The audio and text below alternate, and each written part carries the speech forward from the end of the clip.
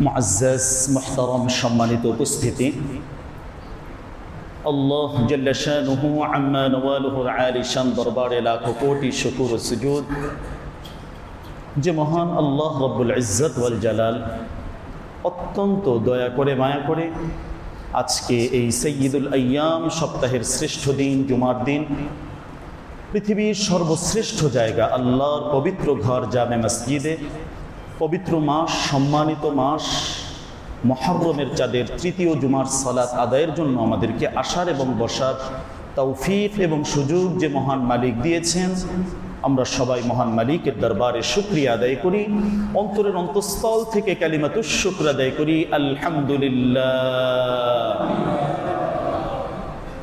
সম্মানিত উপস্থিতি, আল্লাহ সুবহানাহু ওয়া তাআলা আমাদেরকে আশরাফুল মাখলুকাত পৃথিবীর সর্বশ্রেষ্ঠ জীব হিসাবে আল্লাহ তাআলা আমাদেরকে পাঠিয়েছে।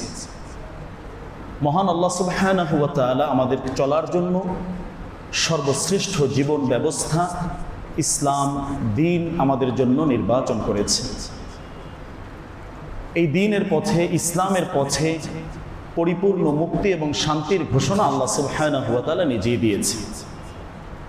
আজকে বর্তমানে অশান্তময় এক পৃথিবীতে বিভিন্নভাবে কম বেশি সবাই আমরা ক্ষতিগ্রস্ত এবং বিপদগ্রস্ত অবস্থায় আছি। পৃথিবীর এমন একজন মানুষ আমরা খুঁজে পাবো না যে যার কোনো ধরনের কোনো পেরেশানি নেই, কোনো ধরনের কোনো সমস্যা নেই, এরকম একজন মানুষও আমরা খুঁজে পাবো না। এক একজন এক একভাবে এক এক দিক থেকে ক্ষতিগ্রস্ত, বিপদগ্রস্ত, অসহায় অবস্থায় আছে। এই অবস্থা থেকে উত্তরণের যে পথ আল্লাহ সুবহানাহু ওয়া তাআলা নির্বাচন করেছেন, নির্ধারণ করেছেন, যে সব কিছু থেকে মুক্তির জন্য দুনিয়া এবং আখিরাতের স্থায়ী সুখ শান্তি নাজাতের জন্য আল্লাহ সুবহানাহু ওয়া তাআলা আমাদের জন্য ইসলাম এবং দ্বীন ধর্মকে আল্লাহ তাআলা নির্বাচন করেছেন। এই পৃথিবীতে যতটুকু সময় আমরা বেঁচে আছি, বাকি থাকবো, মৌলিকভাবে এটা আমাদেরকে মাথায় রাখতে হবে, ধরে রাখতে হবে যে আল্লাহর সন্তুষ্টির বাহিরে যদি আমরা কখনো যাই, এটা আমাদের ক্ষতিগ্রস্ততার বড় একটি কারণ হবে। পৃথিবীর শ্রেষ্ঠতম নিয়ামত, শ্রেষ্ঠ থেকে শ্রেষ্ঠতম নিয়ামত আল্লাহ তাআলা হেদায়েতের নিয়ামত রেখেছেন, যে আল্লাহর দ্বীনের উপরে থাকা, আল্লাহর উপরে সন্তুষ্ট থাকা, আল্লাহর বিধান এবং ফায়সালার উপরে সন্তুষ্ট থাকতে পারে। এটা আল্লাহর পক্ষ থেকে বড় ধরনের এক নিয়ামত, রিদা বিল কাদা, আল্লাহর ফায়সালা, এই ফায়সালায় আমাদের সন্তুষ্ট থাকতে হবে। তো আজকে এই জুমা পূর্ব সংক্ষিপ্ত এই সময়ে দ্বীনের উপরে আমরা কিভাবে অটল এবং অবিচল থাকতে পারি এই বিষয়ে আমরা সংক্ষিপ্ত কিছু আলোচনা আমরা শুনব, এবং এর মাধ্যমেই আল্লাহ তাআলার যে সন্তুষ্টি অর্জন সম্ভব, দ্বীনের উপরে যে অবস্থায় থাকি, ফিল বাসাই ওয়াদ দাররা, সুখের অবস্থায় থাকি, দুঃখের অবস্থায় থাকি, শান্তিতে থাকি, পেরেশানিতে থাকি, যে কোনোভাবেই থাকি, সর্ব অবস্থায় আল্লাহ সুবহানাহু ওয়া তাআলার উপরে সন্তুষ্ট থাকতে পারা এটা বান্দার জন্য করণীয়। সময় সবসময় এক ধরনের থাকে না, এটা পরিবর্তনশীল। এখন পেরেশানি আছে, আল্লাহ সুবহানাহু ওয়া তাআলা রব্বুল আলামিন আহকামুল হাকিমিন, দিনকাল সময় আল্লাহ পরিবর্তন করে দিতে পারেন, এটা আল্লাহর কাছে কোনো ঘটনাই না। অতিলকাল আইয়াম নুদাউিলুহা বাইনান নাস, আল্লাহ তাআলার ফায়সালা হলো এই দিন, এটা আল্লাহ তাআলা পরিবর্তন করে দেয়। এখন একজনে এক অবস্থায় আছে, এটাই তার জন্য স্থায়ী কোনো অবস্থা নয়। হয়তো দেখা যাবে 1 মাস 1 বছর পরে আবার পরিবর্তন হয়ে গেছে, আবার 1 বছর 1 মাস পরে আবার পরিবর্তন হয়েছে, এটা ঘুরতে থাকবে। কেউ এক অবস্থায় থেকে ওটার উপরে সন্তুষ্ট থাকা, এমনটা যেন না হয়। আল্লাহর উপরে নির্ভরশীলতা, এটা হলো বড় সম্পদ। তাওয়াক্কালতু আলাল হাইয়্যিল্লাযী লা ইয়ামুত, একজন মুমিনের ঈমানের পাওয়ার হবে ওই মালিকের উপরে, মহান সত্তার উপরে তাওয়াক্কুল এবং ভরসা করা, যিনি কখনো মৃত্যুবরণ করেন না, যিনি চিরঞ্জীব, তার উপরই পরিপূর্ণভাবে ভরসা এবং আস্থাশীল থাকতে হবে। আল্লাহ সুবহানাহু ওয়া তাআলা বলছেন, ইন্না মাআল উসরি ইউসরা, এখন তোমার পেরেশানি আছে, মুসিবত আছে, বিপদ আছে, এটা তোমার একটা দুঃখের কষ্টের সময়। এই কষ্টের পরেই তোমার জন্য সুখের ফায়সালা যিনি করবেন, তিনি হলেন তোমার আমার আমাদের সকলের রব, মহান আল্লাহ সুবহানাহু ওয়া তাআলা। ইন্না মাআল উসরি ইউসরা। তো আমাদের পেরেশানির কোনো শেষ নেই, অভিযোগ অনুযোগের বিশাল পাহাড়, এটা নাই সেটা নেই, এটা করতে পারি নাই। প্রিয় ভাই, এটা চূড়ান্ত কোনো অবস্থা নয়। আল্লাহ সুবহানাহু ওয়া তাআলাকে বন্ধু বানানো, আল্লাহ তাআলার সাথে আন্তরিক সম্পর্ক করা, এটা হলো আমাদের জন্য সবচেয়ে বেশি গুরুত্বপূর্ণ। তো আমরা আরবি হিজরি সন হিসাবে বছরের প্রথম মাসে আসি। এখন থেকে আমাদের এরকম কিছু প্ল্যান এবং প্রোগ্রাম রাখা উচিত যে আমার জন্য মৌলিক কাজগুলো আসলে কি কি। দিন এটা আমার মানতেই হবে।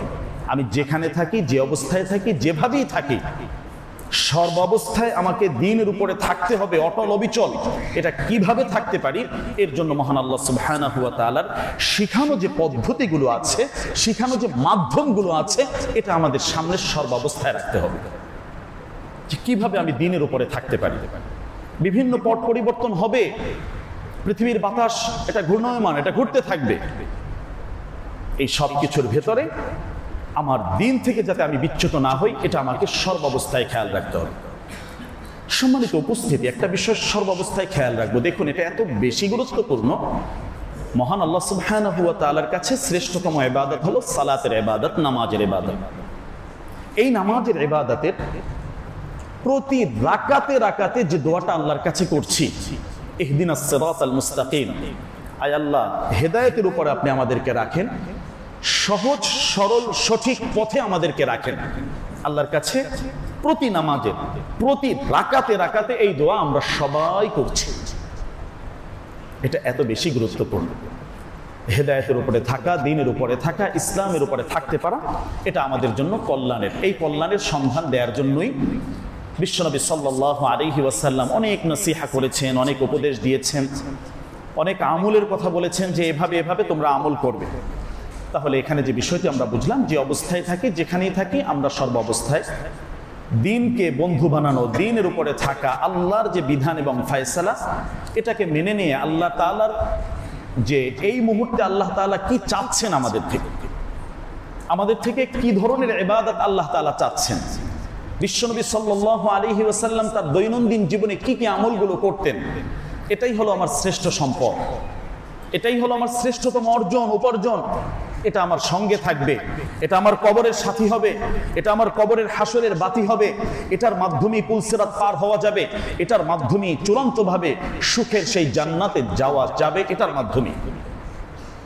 তো এক্ষেত্রে হেদায়েতের সবচেয়ে বড় নমুনা আল্লাহ তাআলা যাকে রেখেছেন, আমাদের সরদার প্রিয় নবীজি জনাবে মুহাম্মদ মুস্তাফা সাল্লাল্লাহু আলাইহি ওয়াসাল্লাম, তার জীবনী, তার সার্বিক পুরা লাইফ স্টাইল যেটা আছে, এটা আমাদের ফলো করতে হবে। এটার মাধ্যমে আমাদের পরিপূর্ণ নাজাত আর মুক্তি আসবে। তো পুরা বছরের জন্য একটা প্ল্যান আমরা সাজাতে পারি যে আমরা আসলে কিভাবে চলব, আমার জন্য কল্যাণের পথ আসলে কোনটা, আমার সন্তানের জন্য, আমার বিবিদের জন্য আসলে কল্যাণের পথ কোনগুলো, আমি সত্যিকার পথে আছি নাকি ধোকার ভেতরে আছি। উপকারী জিনিসই পৃথিবীতে টিকে থাকবে, যত অনর্থক জিনিস আছে সব বাতিল হয়ে যাবে, এগুলো কোনো কিছুই টিকবে না। ফাআম্মা যাবাদ ফায়াযহাবু জুফাআ ওয়া আম্মা মা ইয়ানফাউন নাস ফায়ামকুসু ফিল আরদ। মহান মালিকের ঘোষণা হলো এটা। আমি মালিকের জন্য কতটুকু উপকারী, দেশের জন্য কতটুকু কল্যাণকর, মানুষ সাধারণ জনগণের জন্য কতটুকু কল্যাণকর, এটা বিবেচনা করতে হবে। কোনো ধরনের অকল্যাণকর কিছু যদি থাকে, এটা চূড়ান্তভাবে থাকবে না, শেষ হয়ে যাবে। ফাআম্মা যাবাদ ফায়াযহাবু জুফাআ, এগুলো যে কোনোভাবে আল্লাহ তাআলা দূর করে দেবেন, শেষ করে দেবেন। কল্যাণের চিন্তা সর্বাবস্থায় করা, মানুষের জন্য মঙ্গলের চিন্তা করা। শ্রেষ্ঠতম মানুষ কারা?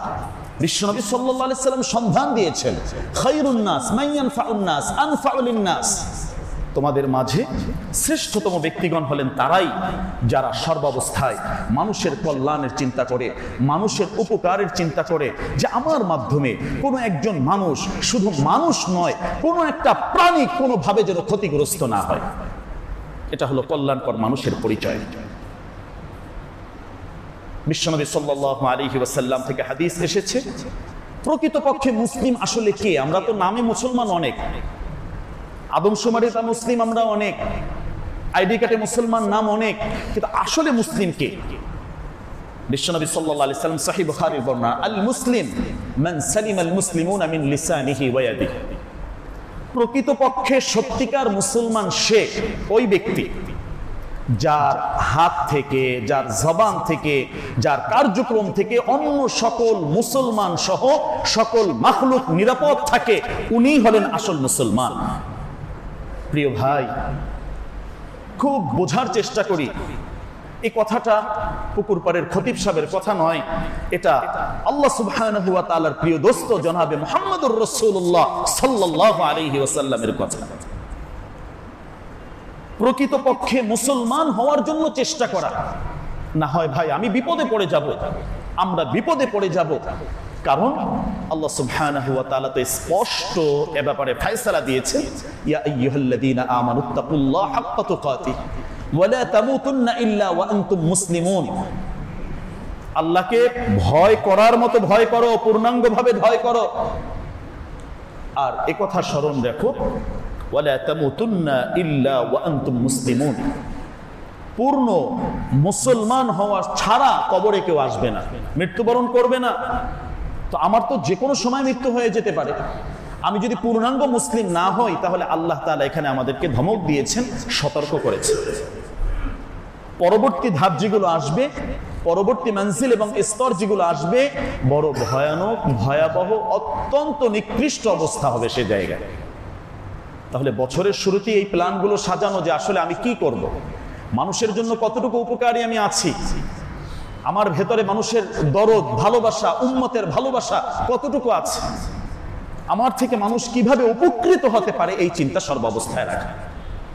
কোন মানুষ নয় প্রিয় ভাই, কোন একটা প্রাণী, ওই রাস্তার একটা কুকুরও যেন আমার থেকে ক্ষতিগ্রস্ত না হয়, এটা করতেই হবে আমি যদি মুসলিম হতে চাই।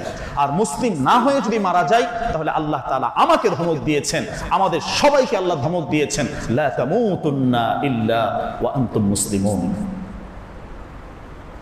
এটা এত গুরুত্বপূর্ণ, এত শ্রেষ্ঠতম ইবাদত। আমরা জানি যে জানিয়া, চরিত্র খারাপ, চারিত্রিকভাবে অনেক অধপতন হয়েছে, তারপরেও একটা কুকুরকে পানি পান করিয়ে তার জন্য আল্লাহ তাআলা জান্নাতের ফয়সালা করেছে। তো আমাদের থেকে মানুষ যদি কষ্ট পায়, এটা একটা মাখলুক, তার উপকার করে আল্লাহ তাআলা তার জন্য জান্নাতের ফয়সালা করেছে। হাদিসে এভাবেই এসেছে। তো মানবের উপকার, সমাজের উপকার, পরিবারের উপকার, প্রতিবেশীর উপকার, দোস্ত আহবাব, বন্ধু বান্ধবের উপকার, এটা অনেক বড় শ্রেষ্ঠতম একটি ইবাদত। এটা যেভাবে ইবাদত, যদি এটা সঠিকভাবে আমরা না করি, এর ব্যত্যয় ঘটে কোথাও, তাহলে আবার এটা বড় ধরনের ক্ষতিগ্রস্ততার কারণ হয়ে যাবে। তো এই জায়গায় আমাদের গুরুত্বপূর্ণ একটি সিদ্ধান্তে স্থির থাকতে হবে যে আমি যতক্ষণ আমার ভেতরে, দেহের ভেতরে প্রাণ আছে, আমি মানুষের উপকারের জন্য, কল্যাণের জন্য, আদর্শের উপরে আমি স্থির, অটল, অবিচল থাকার জন্য চেষ্টা করব। এটা হলো মৌলিক কথা। এখন আসুন আল্লাহ সুবহানাহু ওয়া তাআলার কাছে এই দ্বীন ধর্ম ইসলাম এত বেশি প্রিয় কেন, এ ব্যাপারে কোরআন থেকে কয়েকটি আয়াতে কারিমা আমি বলছি। আল্লাহ সুবহানাহু ওয়া তাআলা ইরশাদ করছেন, ইন্নাদ-দীনা ইনদাল্লাহিল ইসলাম। আল্লাহর কাছে শ্রেষ্ঠতম মনোনীত ধর্ম হলো ইসলাম। এটাকে আমার সামনে রাখতে হবে, এটা আমার সৃষ্টিকর্তা মহান মালিকের নির্দেশ। অন্য কোনো তন্ত্র মন্ত্র, অন্য কোনো আকীদা, বিশ্বাস, অন্য কোনো ভাবে কোন সফলতার কোন গল্প যদি আমাদেরকে কেউ শোনাতে আসে, এটা পরিত্যাজ্য। ইসলাম আমার জন্য কল্যাণকর। ইসলামের ভেতরেই আল্লাহ তাআলা সমস্ত সামগ্রিক কল্যাণের ফয়সালা রেখেছেন। আল্লাহ এটাকেই মনোনীত করে দিয়েছেন, এটা আল্লাহর ফয়সালা। যদি আমি ইসলামের উপরে সন্তুষ্ট না থাকতে পারি, শয়তান যদি আমাকে বিচ্যুত করে, লাইনচ্যুত করে, তাহলে হবে কি? এ ব্যাপারে মহান আল্লাহ সুবহানাহু ওয়া তাআলা বলছেন, ومن يبتغي غير الإسلام دينا فلن يقبل منه وهو في الآخرة من الخاسرين। ইসলামটাকে শ্রেষ্ঠতম মর্যাদার স্থানে রাখা এবং ইসলামের উপরে তোমাকে আমল করতে হবে।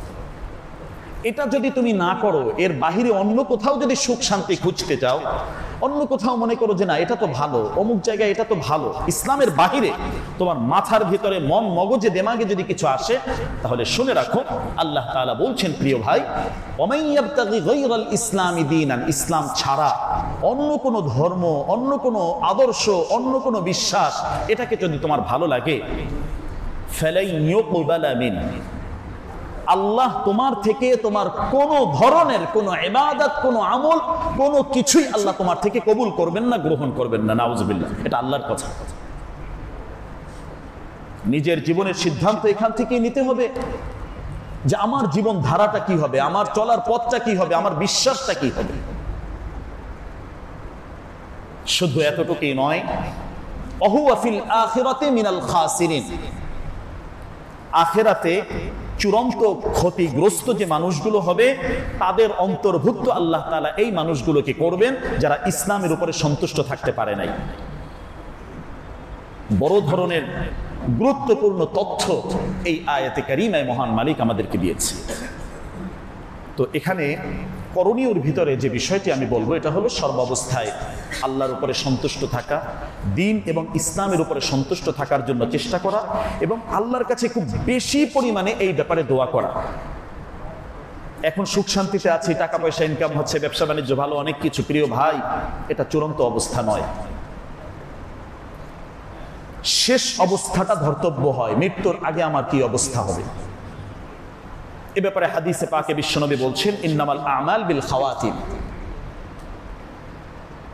শেষ অবস্থাটা আল্লাহ তাআলা ধরেন যে ওই সময় বান্দার হালাত আমলটা কি ছিল।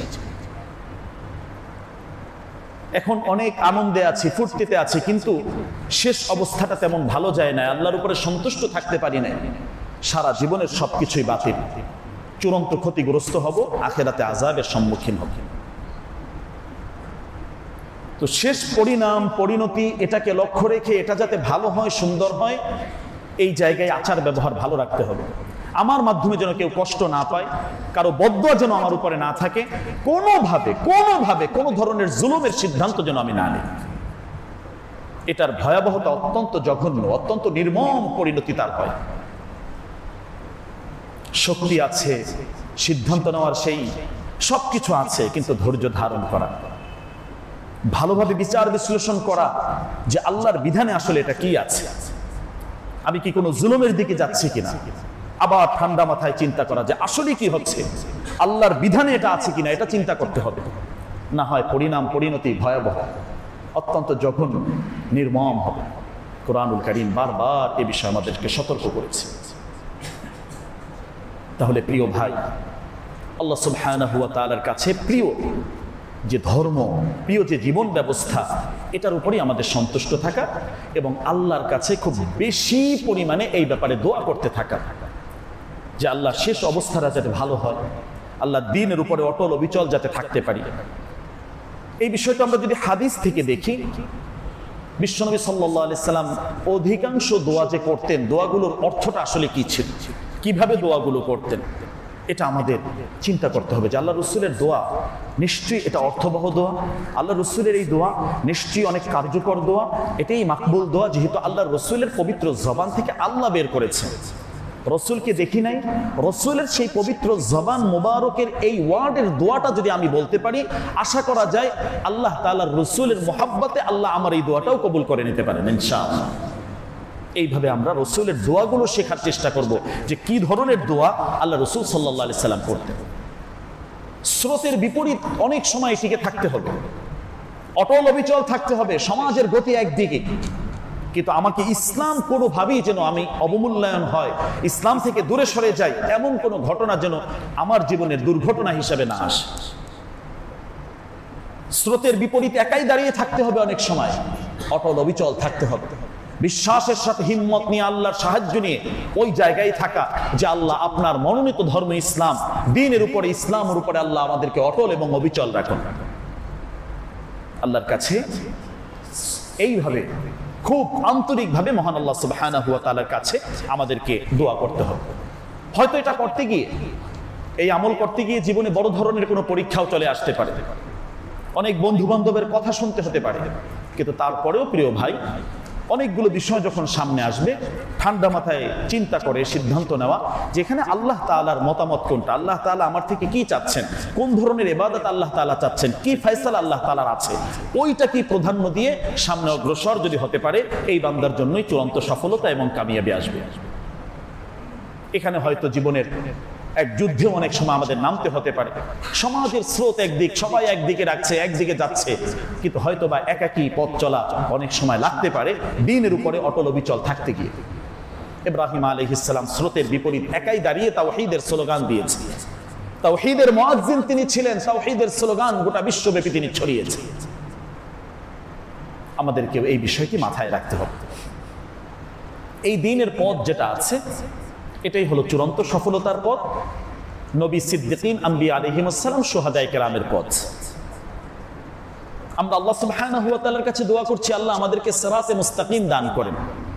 ইহদিনাস সিরাতাল মুস্তাকিম, সিরাতাল্লাযীনা আন'আমতা আলাইহিম, যাদের উপরে আপনি অনুগ্রহ করেছেন তাদের পথ আপনি আমাদেরকে দান করেন। আল্লাহ তাআলা কাদের উপরে অনুগ্রহ করেছেন, তারা কারা, এর ব্যাখ্যাও আল্লাহ তাআলা কোরআনের অন্য আয়াতে দিয়েছে। আন'আমাল্লাহু আলাইহিম, আল্লাহ অনুগ্রহ করেছেন তাদেরকে, মিনান নাবিয়্যিন ওয়াস সিদ্দিকিন ওয়াশ শুহাদা ওয়াস সালিহিন ওয়া হাসুনা উলাইকা রাফিকা। এটা আল্লাহ তাআলার ফয়সালা যে দ্বীনের পথে চলতে গিয়ে তোমাদের সামনে তোমাদের অভিভাবক হিসাবে এখানে আছেন সমস্ত পয়গম্বর আলাইহিমুস সালাম। তারা সবাই দ্বীনের কথা বলেছেন, তারা সবাই আল্লাহ তাআলার যে পক্ষ থেকে ইসলামের ফয়সালা এই কথা তারা বলেছে। তাদের পথ হলো সিরাতে মুস্তাকিমের পথ, দ্বীনের পথ। এই পথে অটল অবিচল থাকো। অস-সিদ্দিকিন, যারা সত্যবাদী, আবু বকর সিদ্দিক রাদিয়াল্লাহু আনহু সহ যারা ছিলেন তাদের পথ। অশ-শুহাদা, দ্বীনের পথ হলো শহীদদের পথ। ইলায়ে কালিমাতিল্লাহ, আল্লাহর জমিনে আল্লাহর দ্বীন থাকবে, দ্বীনের বিজয় হবে। চূড়ান্ত সেই বিজয়ের তামান্না যাদের ভেতরে থাকে, এর জন্য যারা জীবনের শেষ রক্তটুকু দিয়ে যায়, সেই শহীদদের পথ হলো এই দ্বীনের পথ।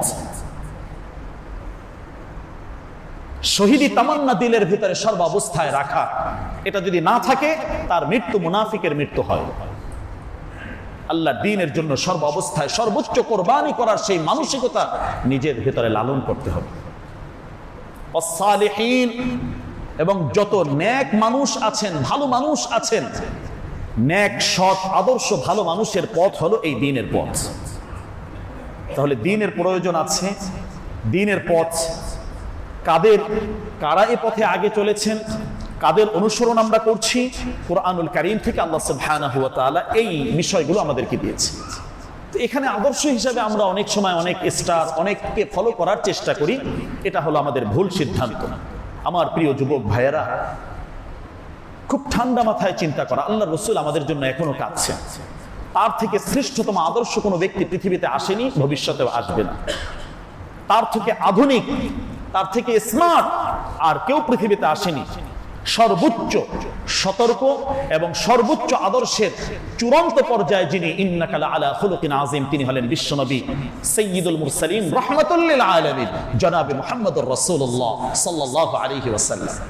সুতরাং সেই প্রিয় নবী সাল্লাল্লাহু আলাইহি ওয়াসাল্লামকে ফলো করুন, তার জীবনটাকে আদর্শ হিসেবে গ্রহণ করুন। আল্লাহর রাসূল যুবক ছিলেন, তার যুবক বয়সের সিদ্ধান্তগুলো কি ছিল, কিভাবে তিনি তার জীবন কার্যক্রম পরিচালনা করেছেন, এটাকে ফলো করা উচিত। যারা বার্ধক্যে আছেন তারা বিশ্বনবীর এই জীবনটা আমরা ফলো করি। যারা ছোট শিশু আছে, শিশু অবস্থায় রাসূল কেমন ছিলেন, এই গল্পগুলো আমাদের সন্তানদেরকে শোনানোর চেষ্টা করি। আমাদের সন্তানদেরকে অনেক ধরনের গল্প আমরা শোনাই, অনেক স্বপ্ন আমরা দেখাই, কিন্তু আসল গল্প, আসল সিদ্ধান্ত হবে রাসূল, সাহাবায়ে কেরাম, তাদের জীবনীটা আসলে কেমন, কেমন ছিলেন তারা, কেমন মানুষ তারা, এগুলো আমাদেরকে জানাতে হবে। এটাই আল্লাহ তাআলার নির্দেশ। আজ থেকে যে কথা, যে সিদ্ধান্ত আমরা গ্রহণ করতে পারি, আমার ছোট সন্তান রয়েছে, আমার ছোট নাতি ভাতিজা রয়েছে, তাদের জন্য সাহাবায়ে কেরামের জীবনী ছোট অবস্থায় এবং ছোট সাহাবায়ে কেরামের যে সিরিজগুলো রয়েছে, এরকম কিছু গল্পের বই তাদেরকে দেই, এগুলো পড়তে দেই। এগুলোর মাঝে ঈমানদীপ্ত যে ঘটনাগুলো আছে এগুলো দিয়ে তাদেরকে উৎসাহিত করি, দেখো ইসলাম আসলে এভাবে। বিভিন্ন তারকা এবং স্টারদের গল্প শোনাতে শোনাতে আজকে সাহাবায়ে কেরামের নামগুলোই তাদের সামনে নেই। আশারায়ে মুবাশশারা 10 জন সাহাবী যারা পৃথিবী থেকে আল্লাহর জান্নাতের সুসংবাদ নিয়ে গিয়েছেন, তাদের গল্পগুলো আমাদের সন্তানদেরকে শোনাই, আমরা নিজেরা এগুলো পড়ি, ইনশাআল্লাহ ঈমান আল্লাহ বাড়িয়ে দেবে। যুবকরা আজকে বিভিন্ন সময় উদ্ভ্রান্ত দিক বিদিক হারিয়ে তারা বিভিন্ন ভাবে ছুটছে। এই অবস্থাটা রাসূল সাল্লাল্লাহু আলাইহি ওয়াসাল্লামের কেমন ছিল? বিশ্বনবী সাল্লাল্লাহু আলাইহি সাল্লাম মানব সেবা করেছেন, মানুষের উপকার করেছেন, কত ধরনের কার্যক্রম ছিল। একটা একটা করে এই কাজগুলো আমরা করি। জনসেবামূলক যে কাজগুলো আছে, সামাজিকভাবে উন্নয়নের জন্য যুবক তোমার যৌবনটাকে এই কাজে লাগাও। আল্লাহ তাআলার রহমতের পরিপূর্ণ বৃষ্টি তোমার উপরে আসবে, রহমতের ছায়ার তলে তুমি থাকতে পারবে।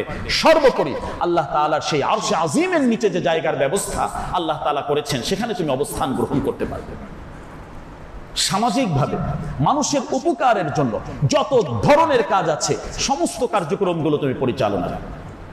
অনেক সময় দেখা যায় রক্তদান কর্মসূচি, বিভিন্নভাবে সাফাই, পরিষ্কার পরিচ্ছন্নতা, এগুলো ইসলামিক যে আদর্শগুলো আছে, যুবকরা তোমরা এই উদ্যোগগুলো গ্রহণ করো। বর্তমানে এই সময়টা বিশেষভাবে ডেঙ্গু সহ বিভিন্ন বিমারি, জ্বরের খুব প্রকোপ আমাদের সমাজে এখন চলছে, ঘরে ঘরে জ্বর আক্রান্ত। এই অবস্থায় পরিষ্কার পরিচ্ছন্নতার উপরে সর্বোচ্চ জোর দেওয়া এটা আমাদের দায়িত্ব। আমাদের আঙ্গিনাগুলো, আমাদের আশপাশগুলো পরিষ্কার পরিচ্ছন্নতা রাখা এবং কার্যক্রম গ্রহণ করা, সামাজিকভাবে ব্যক্তিগতভাবে প্রত্যেক বাড়ি জিম্মাদার যিনি আছেন তার নিজ উদ্যোগে আশপাশ পরিষ্কার পরিচ্ছন্ন রাখা, এবং এই ডেঙ্গুর যে ভয়াবহ প্রকোপ বা অন্য যে অসুস্থতাগুলো আছে, ইসলাম যে নির্দেশনাগুলো দিয়েছে, সামাজিক সচেতনতার যে বিষয়গুলো আছে, এগুলোর উদ্যোগ গ্রহণ করা। দলমত নির্বিশেষে প্রত্যেকটা সমাজের মানুষ আদর্শ একজন মানুষ যেন হয়, অন্য এলাকার মানুষ যেন আদর্শ হিসেবে যে না, ওই এলাকার যুবকগুলো, ওই সমাজের ওই ইউনিটের যুবকগুলো এরা অত্যন্ত মজবুত, এরা দলমত নির্বিশেষে সমাজের জন্য, মানুষের জন্য, দেশের জন্য, দেশের জনগণের জন্য মঙ্গলের চিন্তাই তারা সর্বাবস্থায় করে। এরকম ভাবে সামাজিক যে কাজগুলো আছে, মানুষের উপকারের স্বার্থে যে কাজগুলো আছে, নিঃস্বার্থভাবে এই কাজগুলোতে সর্বোচ্চ অংশগ্রহণ করা, এর জন্য উদ্যোগ গ্রহণ করা, সাহসী কিছু মানুষ সামনে এগিয়ে এসে সাংগঠনিকভাবে এদেরকে সামনে আগানো, এগুলো আমরা গ্রহণ করতে পারি। সামাজিক সচেতনতার যতগুলো বিষয় হতে পারে, বিভিন্ন সময় মাদক এটা সমাজের ভয়াবহ একটা স্তর ধারণ করে। মাদক বিরোধী যত কাজ আছে, কার্যক্রম আছে, এগুলো আমরা গ্রহণ করতে পারি। অনেক সময় যৌতুকের কারণে অনেক সংসার ভেঙে যায়, যৌতুক বিহীন যে বিবাহগুলো আছে, এগুলোর প্রতি আমরা উৎসাহ দিতে পারি। একটু রক্তের জন্য কত মানুষ জীবন হারাচ্ছে, আমরা এই রক্তের যে বিষয়গুলো আছে এই জায়গায় উদ্যোগ গ্রহণ করতে পারি। সামাজিক পরিষ্কার পরিচ্ছন্নতা, সচেতনতা, এই জায়গায় আমরা উদ্যোগ গ্রহণ করতে পারি। বিশ্বনবী সাল্লাল্লাহু আলাইহি সাল্লাম হেলফুল ফজল, যুবকদের এই জায়গায় এসে আমি বলছি, হেলফুল ফজল সংগঠন করেছিলেন, পুরোটাই জনকল্যাণমূলক সংগঠন ছিল, মানুষের উপকারার্থে এই কাজগুলো তিনি করতেন। তখনও তিনি নবী হননি, তো একজন যুবক তার আদর্শটা কি হবে, তার মূল নমুনাটা কি হবে, বিশ্বনবী সাল্লাল্লাহু আলাইহি সাল্লাম এখানে দেখিয়ে গিয়েছে। তো আমার সমাজের যে যুবকরা রয়েছে, মোবাইল টিপে বিভিন্ন ডিভাইসে আসক্তি, এই আসক্তর কারণে দিনের পর দিন, রাতের পর রাত নির্ঘুম অবস্থায়, এগুলো হলো সবচেয়ে বড় ক্ষতিগ্রস্ততার কারণ। মেধাহীন একটি জাতি তৈরি হচ্ছে এই জায়গায়। এগুলো নিয়ন্ত্রিত ব্যবহার এবং সামাজিকভাবে লেখাপড়া, আর এই জাতীয় যে বিষয়গুলো রয়েছে, এদিকে মনোনিবেশ করা, এটা হলো আমাদের জন্য দায়িত্ব। তাহলে সম্মানিত উপস্থিতি, ইসলামকে সামনে রেখে ইসলামিক যে দিক নির্দেশনা আছে এগুলোকে ফলো করা। কারণ আল্লাহ সুবহানাহু ওয়া তাআলা ইসলামটাকে পূর্ণাঙ্গ জীবন ব্যবস্থা হিসাবে দিয়েছে। শুধু এতটুকু নয় যে ইসলাম তুমি নামাজ পড়বা, একটু দাড়ি রাখলা, জামা পরলা, হাতে তসবিহ রাখলা, মোটামুটি তুমি একজন খাস মুসলমান, খাঁটি মুসলমান, এটা নয়। ইসলাম হলো পূর্ণাঙ্গ জীবন ব্যবস্থা। এতক্ষণ যে কথাগুলো বললাম সবগুলোই ইসলামের কথা, সবগুলোই দ্বীনের কথা। আল্লাহ তাআলা তো বলছেন আল-ইয়াউমা আকমালতু লাকুম দীনাকুম, দ্বীনটাকে পরিপূর্ণ করে দিয়েছি। কোনো বিষয়ে, কোনো কিছুর জন্য অন্য কোথাও তোমাকে আর যেতে হবে না। নাযালনা আলাইকাল কিতাব তিবয়ানাল লিকুল্লি শাই, এই কিতাব যে আমি দিয়েছি এটা সমস্ত জিনিসের পূর্ণাঙ্গ বিশ্লেষণ এর ভেতরে রয়েছে। আজকে এখন তুমি আছো, 200 বছর পরে কি হবে সেই ঘটনাটাও আল্লাহ তাআলা কোরআন দিয়েছে। কুরআনুল কারীমে আল্লাহ তাআলা ইরশাদ করছেন ওয়াল খাইলা ওয়াল বিগাল, আল্লাহ রাসূল যখন ছিলেন ওই সময়ের ঘটনা, যে এখন তোমরা উটে চড়ছো, এখন তোমরা খচ্চরে তোমাদের বিভিন্ন জিনিস তোমরা এভাবে ব্যবহার করছো, এক জায়গা থেকে অন্য জায়গায় তোমাদের মাল সম্পদ স্থানান্তরিত করছো, কিন্তু এই যুগ থাকবে না। তখন যে সময়টা ছিল, আমরা এখন যে জায়গায় আছি এমনটা ছিল না। তখন এরকম অত্যাধুনিক যে যানবাহন, এগুলো কোনো কিছুই আসেনি।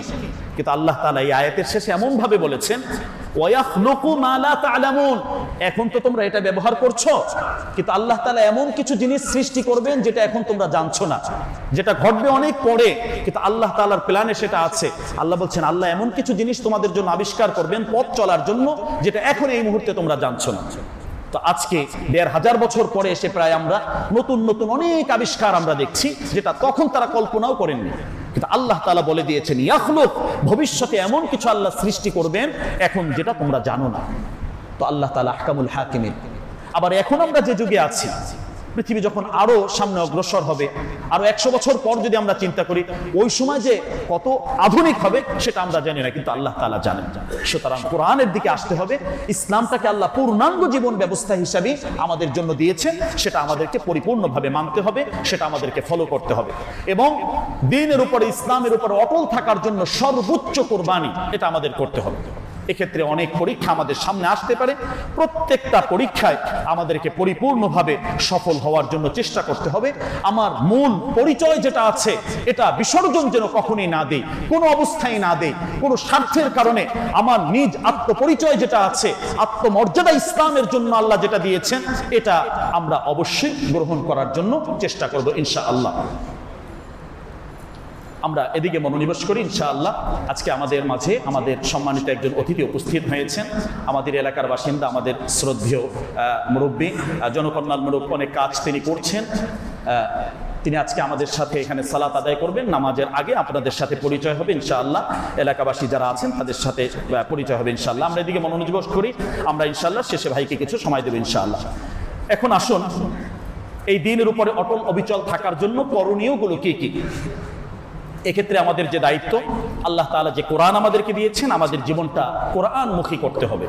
এটার মাঝে আল্লাহ তাআলা প্রকৃত শান্তি, প্রকৃত পরিপূর্ণ প্রশান্তি আল্লাহ তাআলা এর মাঝে দিয়েছেন। শরীয়তের বিধান মেনে আমাদের জীবন যাপন করা, পথ চলা, এটা আমাদের অবশ্যই করতে হবে। আল্লাহ তাআলা এই বিষয়ে আমাদেরকে নির্দেশ দিয়েছেন। বিশ্বনবী সাল্লাল্লাহু আলাইহি ওয়াসাল্লাম বলছেন, ওমা ইয়াযালু আবদি ইয়াতাকাররাবু ইলাইয়া বিন নওয়াফিল হাত্তা আহবাবতুহু। যত ধরনের নফল ইবাদত আছে, সমস্ত ইবাদতের প্রতি আমাদের আন্তরিকভাবে গুরুত্ব দিতে হবে। এর মাধ্যমে আল্লাহ তাআলার পূর্ণাঙ্গ সন্তুষ্টি আমরা অর্জন করতে পারি। আল্লাহ তাআলা এর মাধ্যমে আমাদেরকে সেই সন্তুষ্টি অর্জন করার তৌফিক আল্লাহ তাআলা আমাদেরকে দিবেন। এক্ষেত্রে আমাদের সামনে পথ চলার জন্য যে সহায়ক ভূমিকা থাকবে, এটা আমাদের সবচেয়ে বেশি গুরুত্বপূর্ণ। সাহাবায়ে কেরাম এবং নবীদের যে জীবনী আছে, মাউইযাতুন ওয়া যিকরা লিল মুমিনিন, এটার ব্যাপারে আল্লাহ তাআলা বলছেন এটা হলো তোমাদের জন্য সবচেয়ে মূল্যবান উপদেশ বাণী, এবং মুমিনদের জন্য এটা সবচেয়ে বড় একটি পাথেয়। তো আমাদের জীবন চলার পথে প্রত্যেকটা ঘরে ঘরে, আগেও যে কথা বলেছি, কোরআনুল কারীম আমাদের রাখতে হবে, কোরআনুল কারীমের অনুবাদ রাখতে হবে, সাহাবায়ে কেরামের জীবনী রাখতে হবে, হাদিসের উপরে যে বিষয়গুলো আছে এগুলো আমাদের এভাবে রাখতে হবে। আল্লাহ সুবহানাহু ওয়া তাআলার কাছে এই ব্যাপারে খুব বেশি পরিমাণে আন্তরিকভাবে দোয়া করতে হবে।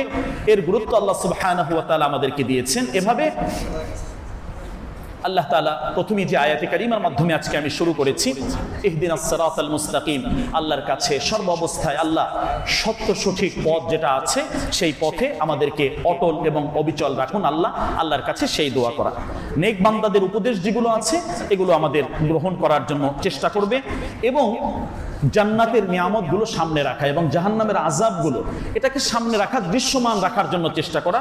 তাহলে আখিরাতের সেই বিষয়ের সঠিকভাবে মূল্যায়ন আমাদের জন্য সহজ হবে। না হয় পৃথিবীর ভালোবাসা, দুনিয়ার মোহে শয়তান আমাদেরকে ভুলিয়ে দিবে, শুধু এই বিভ্রান্তির মাঝে আমরা থাকবো। আল্লাহ তাআলা কোরআনুল কারীমে জান্নাতের যে ওয়াদাগুলো দিয়েছেন, যে সুসংবাদগুলো দিয়েছেন, প্রত্যেকটা মুমিনের জন্য এটা এক একটা মেসেজ, এগুলোকে সামনে রাখা।